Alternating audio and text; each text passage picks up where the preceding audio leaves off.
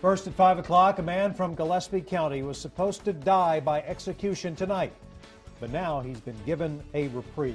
The state of Texas planned to execute Scott Panetti at 6 o'clock tonight for killing his in-laws in Fredericksburg 22 years ago. But today, the Fifth Circuit Court of Appeals stayed that execution. KXAN's Lindsey Bramson spoke with Panetti's attorneys who applauded the court's decision. Scott Panetti's attorney, Catherine Case, says her client is severely ill, diagnosed back in 1978 with schizophrenia. After today's stay, she will now have another shot to argue killing Panetti is unconstitutional. In my judgment, it's appropriate for this execution to be stopped. There are critical questions about Scott Panetti's competence to be executed. The state, however, continues to maintain Panetti is faking his illness. And it just begs disbelief that he would be faking a severe mental illness for 14 years before he committed the capital murder.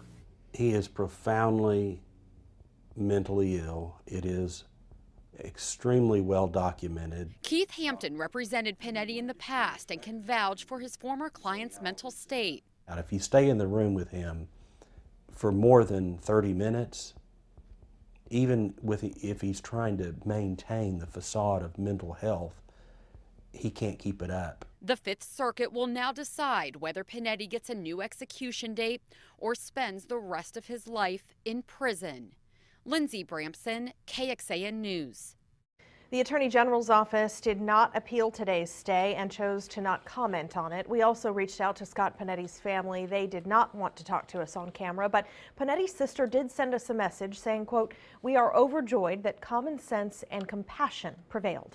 Panetti is still on death row right now, but it's not unusual for inmates to be taken off of death row because of legal appeals. Since 1976, more than 250 inmates in Texas have been removed, including several tied to Central Texas cases. Robert Springsteen spent 8 years on death row after being convicted of killing 4 girls at a North Austin yogurt shop. But the charges were dismissed back in 2009 after tests on DNA evidence did not tie him to that crime. Anthony Graves spent 16 years on death row, convicted of being an accomplice to murder before a federal court overturned his conviction in 2010. No physical evidence ever linked Graves to the crimes.